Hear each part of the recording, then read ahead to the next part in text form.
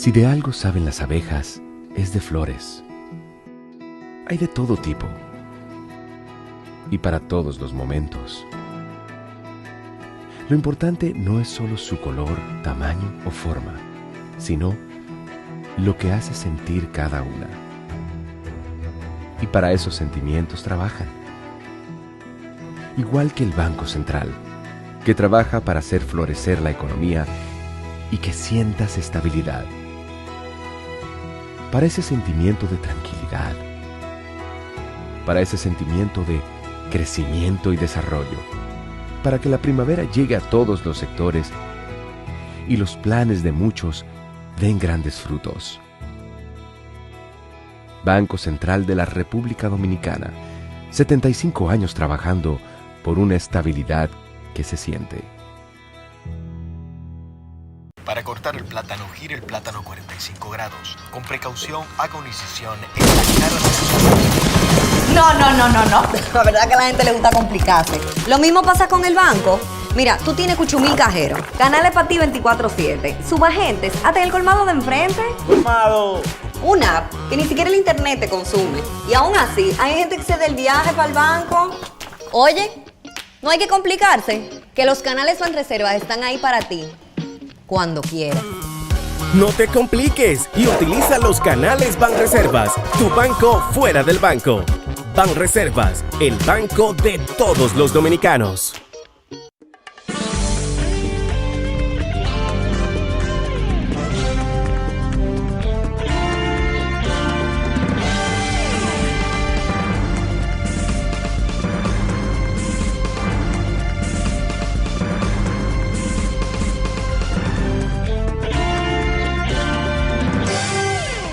Muy buenas tardes, amables televidentes. Bienvenidos a su cita diaria, crepuscular y nocturna en Teleimpacto, que es al final de la tarde despidiendo el sol y comenzando la noche.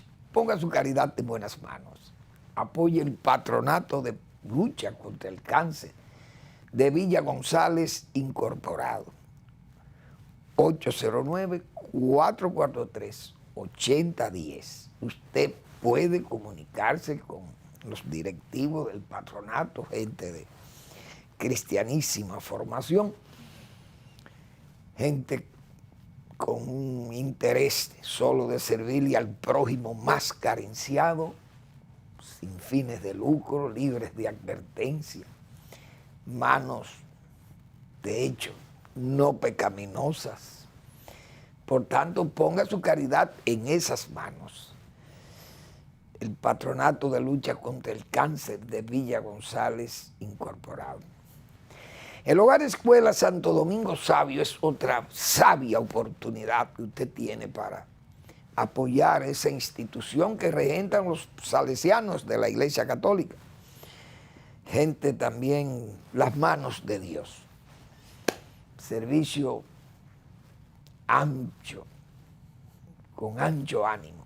Amplio y con ancho ánimo, que le brinda a los jóvenes que pueden ser víctimas de la delincuencia, del crimen, y allí los forman. Forman esos jóvenes que están en alto riesgo en la sociedad, como muy buenos ciudadanos. Bien, ayer fue el día del Corpus Christi. Eso es una celebración muy respetada de la Iglesia Católica, como decíamos ayer, los cristianos, pero la Iglesia Católica en la misa se exalta, se homenajea, vamos a decir así, el cuerpo de nuestro Señor Jesucristo mediante el pan, la hostia y el vino, que es el cuerpo y la sangre de Jesucristo. Y esa es una de esas, ¿cómo se le llaman esas? Bueno, de esas actividades de la Eucaristía, de la misa, sacratísima, porque es un momento muy significativo de la misa misma, de la Eucaristía, porque imagínense, la Santa Cena de Jesucristo. Pero ¿Qué yo quiero destacar? Ayer, muchas parroquias se unieron para celebrar una misa, creo que fue en San Juan Bautista, aquí por Bellavista. Pero esa gente salieron en procesión, parece, y entonces hicieron un detenimiento, como se dice, una parada en la casa del cardenal López Rodríguez. Y ese es un gesto muy enaltecedor. Esa misa la efectuó la iglesia con la presencia del arzobispo metropolitano, Monseñor Osoria. Pero ese gesto, repito, de pasar por la casa del cardenal López, que es un gesto que tiene un profundo, diríamos, un profundo mensaje de lo que es ese liderazgo de comprensión, hay que llamarlo así, es un profundo mensaje de comprensión de ese liderazgo eclesial o eclesiástico del cardenal López, validado además por la expresión de los fieles que vimos en la televisión, en videos que se pasaron, como, o en fotos, imágenes, cómo los fieles que iban en esa procesión se abalanzaban para saludar al cardenal en un gesto muy, muy emotivo. Y yo creo que eso enaltece a la Iglesia Católica porque se reconoce, repito, ese liderazgo del cardenal López Rodríguez. Yo no sé, ahí está la imagen. Fíjense cómo se arrodilla ese feligrés, porque arrodillarse es un gesto muy católico, un gesto de la misa, incluso hay que arrodillarse. Yo creo que hay dos momentos en que usted tiene que arrodillarse. Cuando yo he visto cuando el sacerdote toca el cuerpo de Cristo, vamos a decir, representado en esa hostia grande, y que se dan los campanazos, ¿no? Unas campanitas que ahí la gente se arrodilla. Hay una o dos veces donde la gente se arrodilla en la misa. Es un gesto muy tradicional de la iglesia. Entonces ahí está el cardenal, ese líder eclesial de la Iglesia Católica. Yo aquí me permito siempre en el sport reel mío aparece la figura del cardenal, porque es una figura de la que Manuel Fermín le tiene un gran respeto por no solamente ese liderazgo eclesial del cardenal o espiritual, sino ese liderazgo real, lo que el pueblo dominicano, cientos de miles de dominicanos han reconocido ese liderazgo del cardenal López Rodríguez, con sus posiciones valentísimas, siempre de frente ante la amenaza de los traidores y de personas que siempre han querido, o naciones que han querido hacer daño a la República Dominicana. Y el cardenal en eso siempre fue esa voz fuerte, siempre con esa voz recia, que dejaba el reproche y cero abrazo a los forajidos, vestido incluso de funcionarios. El cardenal siempre lo mantuvo de lejos a gente. Esa es la pura verdad. Pero hay que saludar ese gesto de la iglesia ayer, que repito, valida la comprensión misma de lo que es el liderazgo eclesial del cardenal López Rodríguez. Querido, muy amado y querido por los fieles católicos. Bueno, señores, todas esas defensas de los abogados son válidas porque uno tiene que entender el trabajo de un abogado. Defendiendo casos tan difíciles como son esos casos Coral 5G, esas cosas no es fácil, o el Medusa, o el Antipulpo, todos esos casos y más el último, el Caracol también, es difícil, porque es que un abogado argumentar, por ejemplo, que estos son juicios políticos y mediáticos, bien, el abogado puede decir todo lo que quiera, porque como se dice en estrado, lo que abunda no daña, dicen los propios abogados. Y además el discurso forense, creo que le llaman, o el discurso del abogado, ya está lleno de muchísimas cosas que a veces caen hasta en los disparatados, pero bueno, eso es parte de la defensa. Entonces, vi ahí unos casos de que dos abogados, varios abogados, dicen que esos son casos políticos, que son casos mediáticos.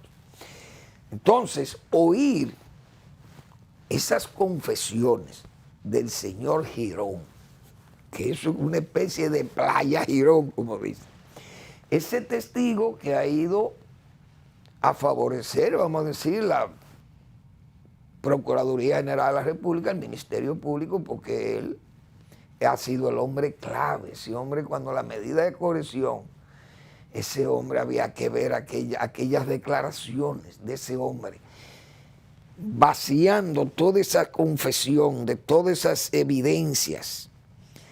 Ese hombre diciendo cómo pasaron los hechos, confesándolo ahí él, inculpándose incluso él, porque él no niega que fue parte de la trama, y para ser un testigo como eso tiene que ser parte de esa trama.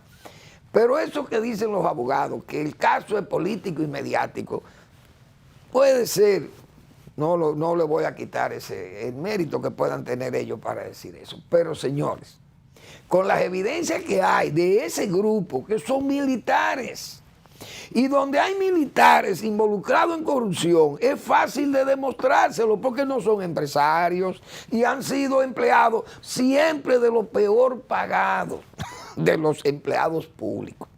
Si lo vemos como empleados públicos, a los militares y a los policías. Entonces uno sabe lo que gana el salario de un policía y el salario de un guardia. Y hay que recordar una expresión muy popular. Claro, era antes que se usaba, porque ya los guardias no están como antes.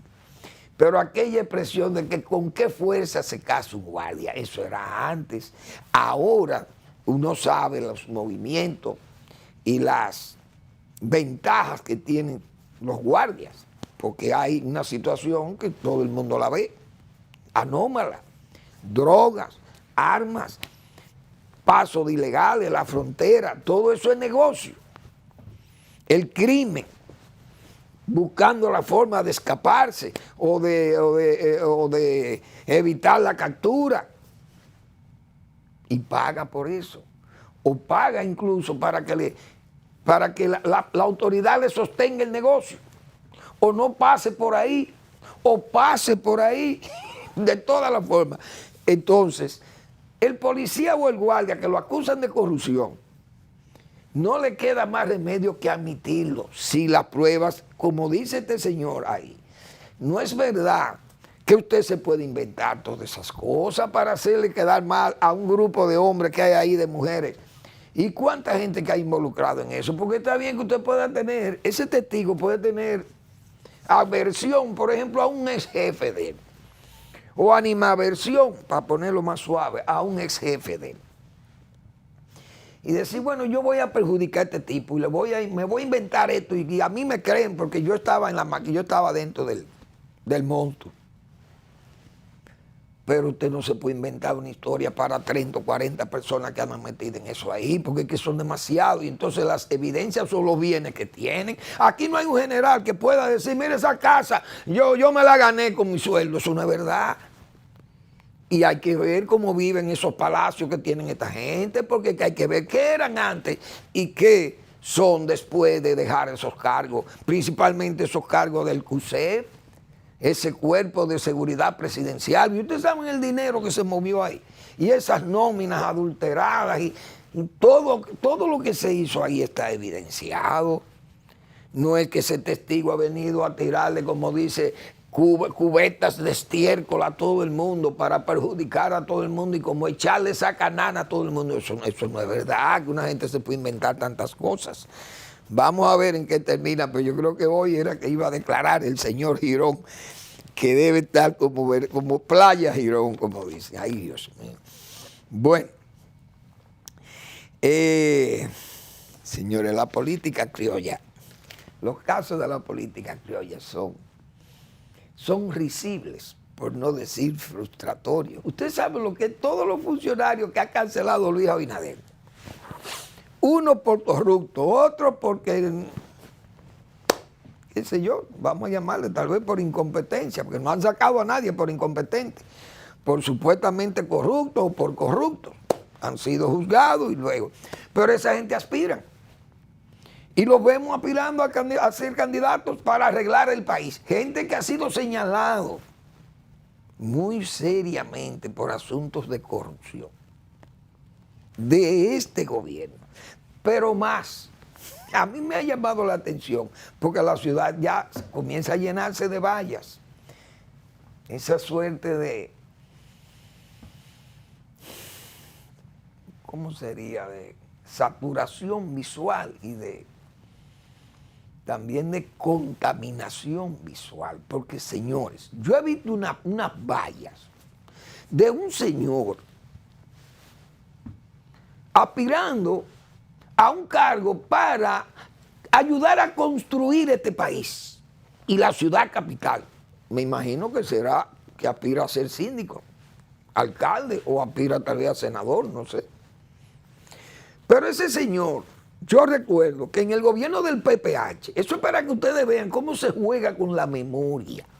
Y un pueblo como este, proverbialmente olvidadizo, y otros que los jóvenes de ahora no leen, porque el que tenía 9 o 10 años, cuando el PPH fue gobierno aquí, imagínense ustedes, hoy tiene 30, pero él no sabe nada de lo que pasó allá, porque no leen ni saben nada. Ahí he visto yo varias vallas de este caballero muerto de la risa. Dios mío.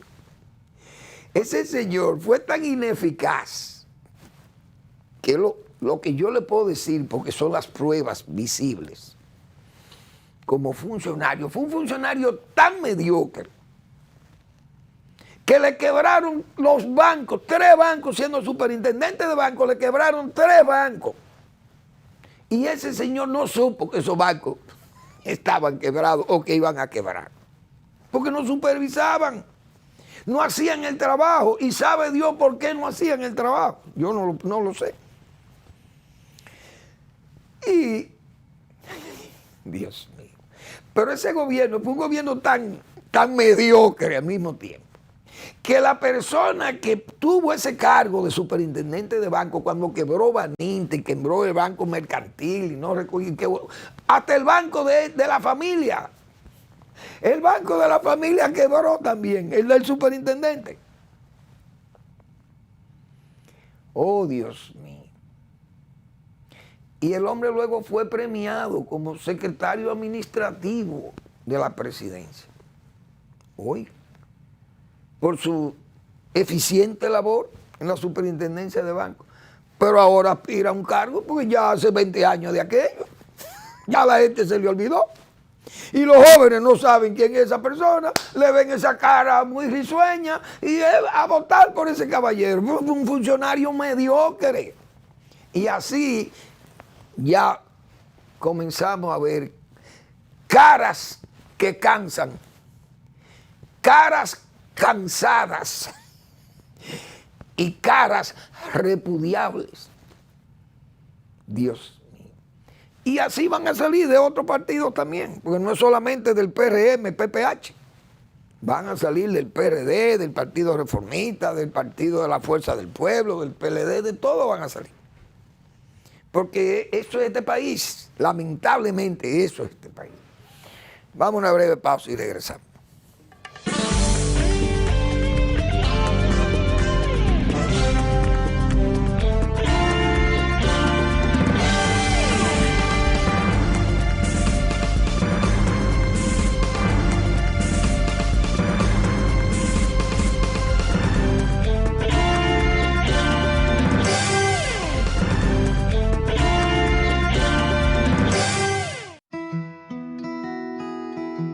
Si de algo saben las abejas, es de flores. Hay de todo tipo y para todos los momentos. Lo importante no es solo su color, tamaño o forma, sino lo que hace sentir cada una. Y para esos sentimientos trabajan. Igual que el Banco Central, que trabaja para hacer florecer la economía y que sientas estabilidad. Para ese sentimiento de tranquilidad, para ese sentimiento de crecimiento y desarrollo, para que la primavera llegue a todos los sectores y los planes de muchos den grandes frutos. Banco Central de la República Dominicana, 75 años trabajando por una estabilidad que se siente. Ya que voy yo para donde María a buscar el dinero, de ahí paso al banco a pagar la tarjeta de crédito, a pagar la multa que me pusieron y a ver si Michael ya me mandó el dinero. Ay, Rosita, date prisa que aquí yo estoy demasiado tarde. Tú te vas a complicar, mija. No, hombre, no, mira. Esos pagos, la multa también y las remesas, lo resuelves todos en tu agente Banreservas. Todo de un pronto y sin pagar comisión, more. Con tantas soluciones a mano, ¿por qué hay que complicarse? No te compliques y utiliza los canales Banreservas, tu banco fuera del banco. Banreservas, el banco de todos los dominicanos.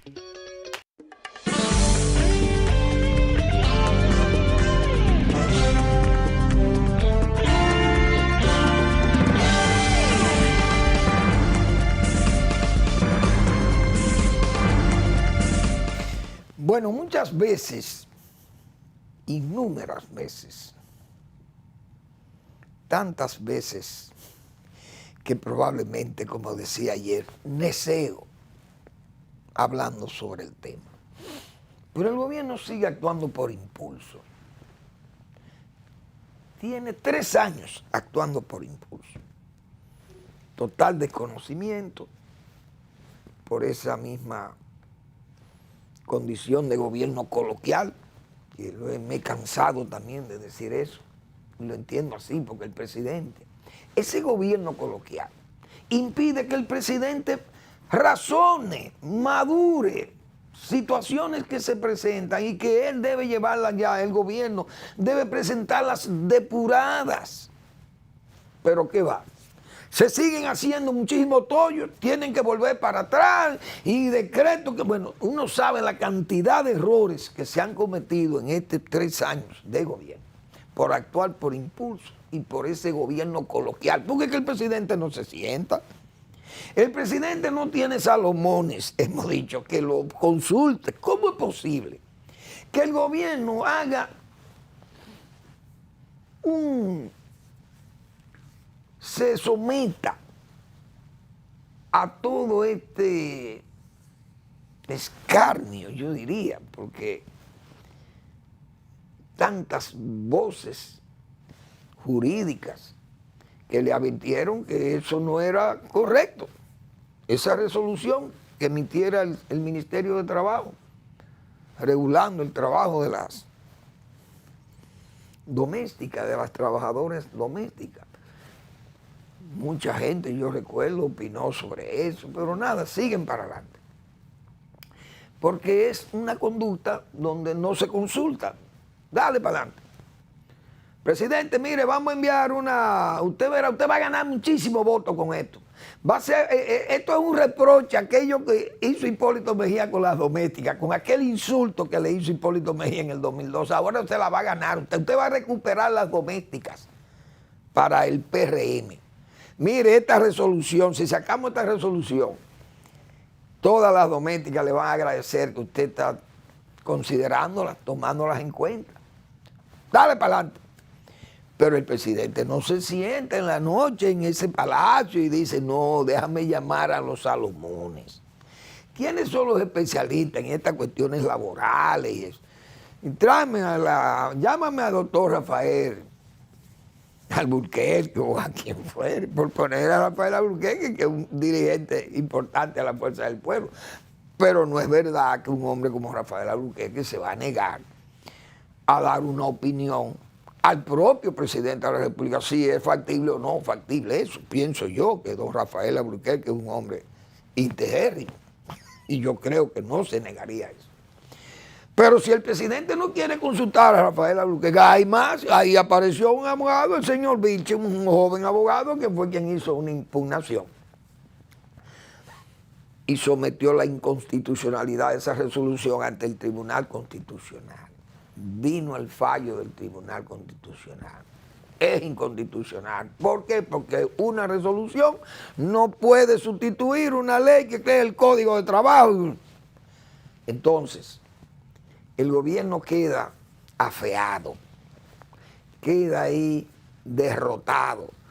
¿Por qué? Por una inadvertencia. Es decir, el presidente no leyó eso, no consultó. Así hubo una rueda de prensa. Señor, ¿y cómo es posible que el presidente le pregunte sobre una empresa que supuestamente ha ganado una licitación donde hay más de 200 millones de pesos, creo que son involucrados en esa operación, y que el presidente no sepa cómo se llama la compañía a la cual le fue adjudicada esa oferta? Pero no solo que no sepa eso, sino que después de haber sometido, haber pasado esa licitación, hubo 2 impugnaciones de 2 empresas, una alemana y otra francesa. Óigase bien, que objetaron esa licitación. Y el presidente le hace una pregunta y dice que no sabe qué compañía es esa. Es decir, el presidente no está bien asistido o no quiere que lo asistan. Pero todo eso pienso yo que es parte de ese gobierno coloquial, ese gobierno de la calle. Un gobierno que no permite la reflexión, el buen juicio de razón y de palabra. Porque también se expone muchas veces a hablar tantas cosas. Y además, peor, que yo siempre advertí esas cosas desde el principio. Y es que al presidente le piden tantas cosas, le solicitan tantas cosas, entonces el presidente se ve en la necesidad de decir que sí, porque no va a decir que no gobernando. Si le piden un camino, que le arreglen un camino, o que le abran un camino, una trocha en un camino, él no puede decir que no. Incluso no puede ni siquiera decir, mire, dejen eso para después porque ya hay demasiadas obras que van adelante de eso. No lo puede tampoco decir, tiene que decir que sí que va. Entonces, ese gobierno coloquial y la falta de información y de que el presidente se asesore, lo llevan a cometer muchísimos errores. Por ejemplo, es una pena que un programa como ese de El Inglés, un programa de inmersión y de bilingüismo también en las escuelas, en que el gobierno venga nuevo, no tome en cuenta, no se asesore, no pregunte, díganme una cosa, ¿cómo opera eso? Entonces el presidente viene y dice, miren, la educación tiene 30 años caminando mal. Presidente, pero ustedes lo eligieron para que corrigieran eso, no es para denunciar eso. Entonces el presidente, por falta de asesoría también, nombra un ministro de educación para que la cosa no caminara. Y de hecho, porque él tenía que saber que ese señor no reunía las condiciones para sacar adelante una educación que tiene 30 años, como dijo el propio presidente. 30 años buscando un horizonte, buscando un destino, buscando un camino claro, limpio, y dejarla, qué sé yo, esos caminos poblados de negros presagios por lo que transita la educación nacional. Y entonces, estamos actuando por impulso, pero más. Lo penoso es que ese programa hoy está en las condiciones peores, porque el gobierno llegó y lo que hizo fue sustituir a todos los profesores. Canceló a todos los profesores para sustituirlos por compañeritos. Ahí anda el programa a la deriva. Yo leí diríamos, con dolor, tiene uno que leer eso. Lo que trajo hoy el Listín Diario, las declaraciones de algunos de esos docentes de ese programa.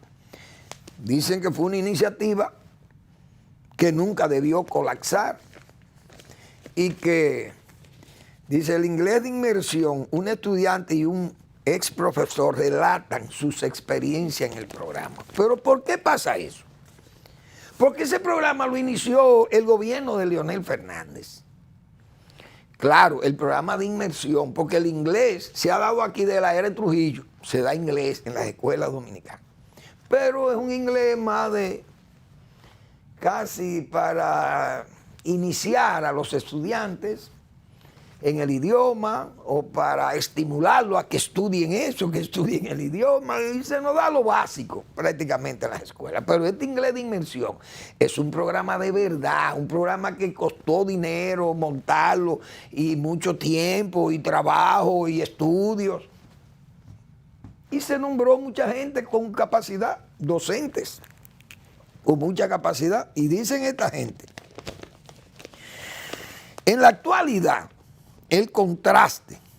La mayoría de técnicos, profesores, supervisores y administradores que trabajaban en el programa luego del cambio de gobierno en agosto de 2020 fueron desvinculados para darles espacio a los nuevos empleados, lo que ha afectado ampliamente el desarrollo de las metas iniciales. Entonces, señores, ese compromiso que se ha planteado el presidente ahora, pero es que no se le puede, es que así no se puede trabajar. Eso mismo fue lo que pasó en agricultura. Llegan y votan 800 agrónomos. ¿Cómo va a avanzar? ¿Cómo va a avanzar la agropecuaria? Siguen ahí estancados, sin planificación de los cultivos, producen en exceso un mes, después se pasan 9 meses con déficits, porque la gente se desestimula, no quiere volver a sembrar, otros entonces vuelven y siembran, pero siembran a lo loco, y entonces no hay planificación, y donde no hay planificación usted está volando sin instrumentos, volando sin radar, todo eso lo hemos dicho nosotros hasta el cansancio aquí. Entonces actúan por impulso, sin planificación de nada. Decía yo, muchas veces lo he dicho aquí también, el gobierno entiende que es más fácil dar título, porque es un gobierno dadivoso. El gobierno de la calle, el gobierno coloquial, el presidente vive ofreciendo, dando. La gente le pide porque lo ve al presidente y le pide, porque el hombre y la mujer común, cuando le da un abrazo a un presidente, siente una suerte de soplo divino. ¿Por qué darle un abrazo a un presidente? Para no a gente de la calle, una gente de la periferia, una gente muy humilde que no tiene contacto con el poder tan cercanos así. La gente se siente atraído, pero al mismo tiempo se siente también dispuesto a pedir, porque es la oportunidad que le ha puesto Dios. Y si no la aprovecha, jamás la va a tener. Así es que piensa. Entonces, los presidentes, como el presidente Abinader, que está mucho tiempo en la calle, se ve expuesto a esto. Como está ejerciendo un gobierno dadivoso, comenzaron con una práctica que yo le he llamado una práctica que, aunque legítima, legal, pero no es una práctica sana, la titulación. Vamos a titular. Y entonces los presidentes, principalmente el presidente Abinader y el presidente Danilo Medina, se vanagloriaban o tenían las glorias vanas. Es mejor, yo creo que vale más ponerlo en este plano de las glorias vanas. Hacer lo que nunca se había hecho. Entregamos 35,000 títulos de parcelas a la reforma agraria y de solares. Pero resulta que usted está haciendo un favor y cree que está haciendo una labor de consolidación de ese beneficiario de esa parcela, especialmente los de las parcelas agrarias, porque los solares, los entiendo, mucha gente son ocupantes ilegales, llegaron como invasores y hoy reciben un título de un premio. Entonces los que le compran legalmente al Estado tienen que esperar, óigame, pasar por el Congreso Nacional y el catastro, y eso es todo eso es una peregrinación laberíntica. un desastre para usted lograr obtener un título, una certificación ya oficial de una propiedad que usted haya adquirido del Estado. Entonces, ese proceso de entregar, titular las parcelas de reforma agraria, creyendo que benefician la consolidación de ese productor en su parcela, lo vamos a convertir ahora en un verdadero empresario del machete, de la azada o de la parcela agraria. Pero el tipo, usted lo que lo está es, qué sé yo, premiándolo con una hipoteca o premiándolo con una venta que él pueda hacer de esa parcela o trocear la parcela, vender por parte y hacer un barrio dentro del asentamiento. Y peor, ¿qué es lo que va a pasar? El narco, el dinero ilegal, el lavador de activos ilegales, haitianos o extranjeros irán y van a adquirir la tierra que costó tanto sacrificio y tanta lucha social en este país. Porque el gobierno ha entregado centenares de miles de títulos y entonces entra en un proceso de liquidacionismo agrario o de contrarreforma agraria. Porque entonces, ¿para dónde que vamos? Es decir, las parcelas van a volver peor, a manos pecaminosas. Salieron de manos trabajadoras, hacendosas, gente que ganó dinero por el trabajo, por el sudor de su frente, otro por el zumo de sus sesos, y lograron invertir en esas tierras y las compraron y luego sus herederos la tuvieron por años, por siglos, y esos herederos luego fueron afectados por los programas de reforma agraria, por el trazado de un canal de riego que obligaba al pago de la cuota aparte. Y esas cosas pues fueron modificando la estructura agraria nacional. Pero usted no podemos volver a cultivar, llevar el proceso agrario, entonces peor, llevarlo ahora a manos pecaminosas, probablemente pecaminosas, o a manos también no vocacionales con la agricultura. En resumen, lo que se cree que se está haciendo bien por impulso o por beneficios electorales, lo que está contribuyendo es a un perjuicio, a una actividad productiva que le costó al erario, que le costó al Estado Nacional luchas terribles, sociales, incluso lucha para desbancar ese caciquismo rural que hubo en este país y que mantuvo en un ostracismo social al hombre rural. Todo eso se ha ido, se vendrá o se irá a pique, porque, repito, ha entrado en un proceso de liquidacionismo agrario. Vamos a la pausa.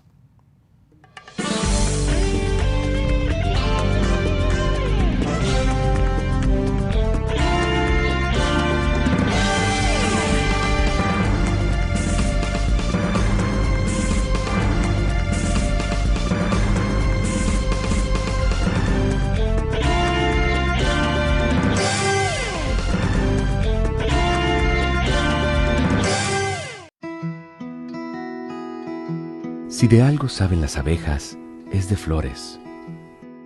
Hay de todo tipo y para todos los momentos. Lo importante no es solo su color, tamaño o forma, sino lo que hace sentir cada una. Y para esos sentimientos trabajan. Igual que el Banco Central, que trabaja para hacer florecer la economía y que sientas estabilidad.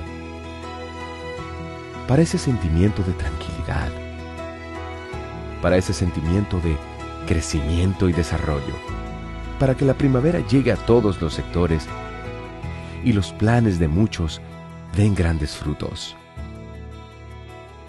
Banco Central de la República Dominicana.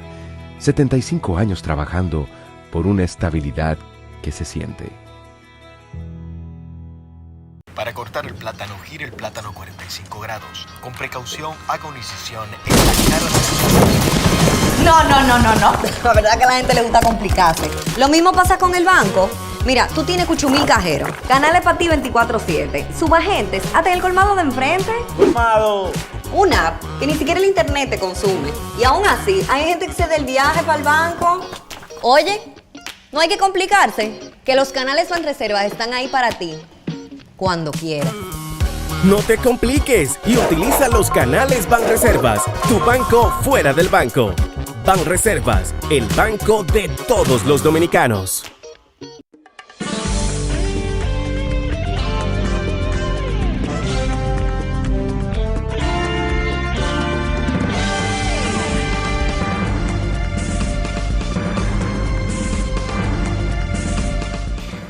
Bueno, hoy hemos visto casi con sorpresa que el señor David Collado ha hecho pública su deseo de ser presidente de la República en el 2028. Es decir, después que pase el presidente Abinader ya su periodo de 4 años más la posibilidad de repostularse y de tratar de obtener la reelección. Después de gobernar 8 años, entonces David Collado aspira a ser presidente. Pero a mí me parece que es un error de David Collado lanzar esa candidatura tan a destiempo y desde un cargo público. Primero porque no es ético, pienso yo, porque hay más gente que quiere que va a luchar por esa candidatura, pero no goza de un cargo público como él, que lo tiene ahí 4 años y que se va a quedar 4 más, son 8, entonces le lleva ventaja a los otros. Eso se ve muy mal. Además, todo el trabajo que él haga ahora ya se ve que es político. Entonces, todo el interés que él pueda poner en cualquier acto por el empuje o desarrollo del turismo, todo se ve interesado. Yo creo que es un error de David Collado y él deberá, tal vez si cabe una excusa, echar para atrás. Tal vez no es político echar para atrás, pero creo que es más prudente que él diga que eso fue una expresión que él dijo así, que como joven tiene aspiraciones, que podría aspirar mañana, pero que no, él no está en eso, porque lo que debe ser es ministro de Turismo.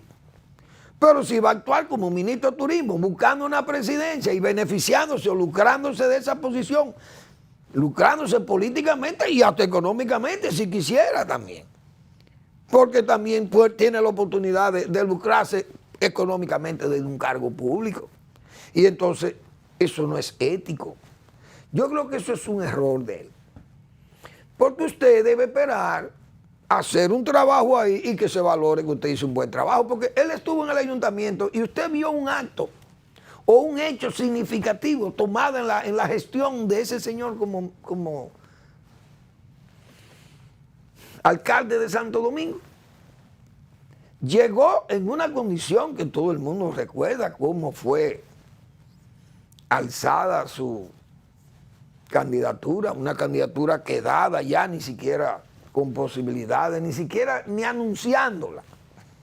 No cabía ni anunciarla porque no tenía el trabajo político hecho, pero hubo una decisión rarísima por parte del gobierno de Danilo Medina en su lucha tenaz contra Leonel Fernández y sus amigos, incluso Roberto Salcedo se veía como un hombre de Leonel Fernández. Y entonces, pues, esa candidatura de Roberto Salcedo, que todas las encuestas serias le daban una ventaja de que prácticamente no tenía contrincante. ¿Y cómo es posible que usted pierda un 56, que incluso dentro de su propio partido? Yo recuerdo que nadie aspiró, porque ¿quién podía aspirar con un candidato que tenía 60 hacia adentro de su propio partido? O más, yo creo que era más alto. Hacia afuera tenía como un 56. Dentro de su partido era como un 80. Entonces no había posibilidad de vencerle.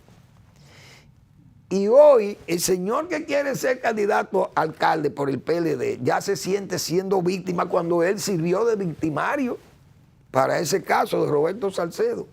Pero la política aquí, lamentablemente, con políticos tan inestables y políticos tan poco profesionales, son gente muy dubitativos, dúplices muchas veces. Y cuando usted viene a ver, sufren, como dicen, el síndrome de Estocolmo, como dicen. La persona que se identifica, incluso el presidiario que se identifica con su verdugo. Y vimos luego un Roberto Salcedo que, bueno, pues lo que hizo fue abrazarse con el verdugo. Es decir, quienes patrocinaron su derrota para que se colara David Collado como síndico o alcalde, él luego pues abandonó a lo que supuestamente él seguía, en ese caso a Leonel Fernández, y se unió entonces a su verdugo, que fue el propio Danilo Medina. Algo increíble. Y luego entonces ahora yo creo que es del PRM el hombre también. Bueno, una cosa de verdaderamente indecencia política se llama eso. Entonces, el señor David Collado se benefició de esa componenda o de esa trapisonda, qué sé yo, y entonces, bueno, se coló y salió alcalde. Pero yo tengo que decir que no vi un trabajo significativo hecho por él, como el que ha hecho en turismo, porque ha hecho un trabajo bueno en turismo. Y por eso es que digo que debió preservar, por lo menos, ese gesto de buen funcionario. Pero ahora lo que se ve es que el hombre está trabajando por él, entonces van a venir muchísimas, probablemente le van a venir inconvenientes y además le van a ir acumulando o guardando o reservándole. Incluso sus peores adversarios van a ser los que están dentro de su partido. Él puede tener una buena, qué sé yo, tiene un buen respaldo atrás, porque él tiene un grupo económico muy poderoso, oligárquico de este país, que lo apoya. Y tendrá la suficiente fuerza económica para ser el candidato a vencer en el 2028. Porque en esa alcaldía apareció dinero a borbotones para que él ganara esa gestión. Incluso se llegó más lejos a decir que se repartió dinero en las circunscripciones del PLD para que los PLDistas votaran a favor de él y no de Roberto Salcedo, que era el candidato del PLD. Bueno, todo eso se dijo, eso es parte de la historia reciente política de la República Dominicana. Pero a mí me parece que esa decisión de él no es correcta, pienso yo. Quizá estoy equivocado, pero eso es poner la carreta como muy adelantada. Bueno, en Estados Unidos va a haber una lucha tremenda por la política. El caso, por ejemplo, de los republicanos. Yo estuve viendo en el foro, un foro que se llama Foro Presidencial Republicano del Partido Republicano. Son unas entrevistas que le hace CNN a los precandidatos republicanos de los Estados Unidos. Vi la de Mike Pence y la verdad que me sorprendió. Yo no sabía que Mike Pence era tan buen político y me pareció ser un buen político. La entrevista tuvo salidas muy bien, reprochó a Trump siendo un hombre tan sumiso con Trump. Incluso una pregunta, vi que hubo una pregunta ahí que cómo él, por qué esas posiciones ahora y no la tuvo cuando Trump era presidente y él era su vice. Pero hay que entender que usted como vicepresidente no va a entrar en un problema sin necesidad, crearle un problema al presidente que va a ir a una reelección y usted va a ser el primer crítico del presidente de la República, usted señalándole cosas negativas y oponiéndose. Eso es un rompimiento inmediatamente y una división en ese partido. Entonces la prudencia política no dice eso, que usted se va a comportar como un adversario del propio presidente. Y Pence salió de esa pregunta, salió diciendo que él iba a ser el candidato del PLD, del Partido Republicano. Bien, pero me gustó una posición Con respecto a Ucrania, el hombre no sigue a Trump. No. Dice a Ucrania hay que darle todo el apoyo. Hay que armar los F-16, los tanques Abrams, los HIMARS, todas las armas modernas de Occidente tienen que ir a Ucrania, a reforzar a Ucrania. Hay que vencer a Rusia y mandarle la advertencia a China. Y la presencia norteamericana tiene que ser mayor todavía ya en el Indo-Pacífico. A mí me sorprendió porque la verdad que Pence, yo pensaba que era un hombre muy sereno.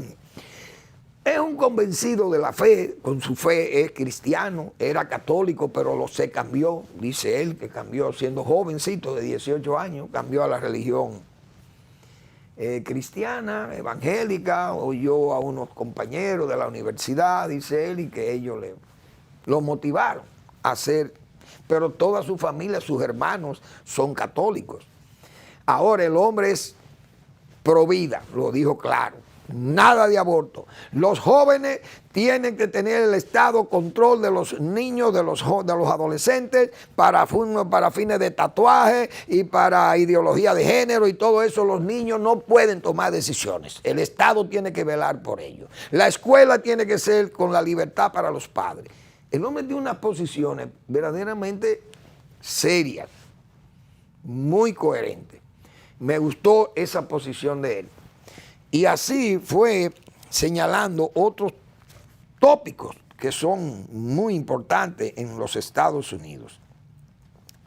Sobre su esposa, es profesora, por eso habló muy bien de la educación y de esa libertad que debe tener Ahora, él tiene un discurso que parece que van a adoptar todos los candidatos republicanos, y me parece que es un error.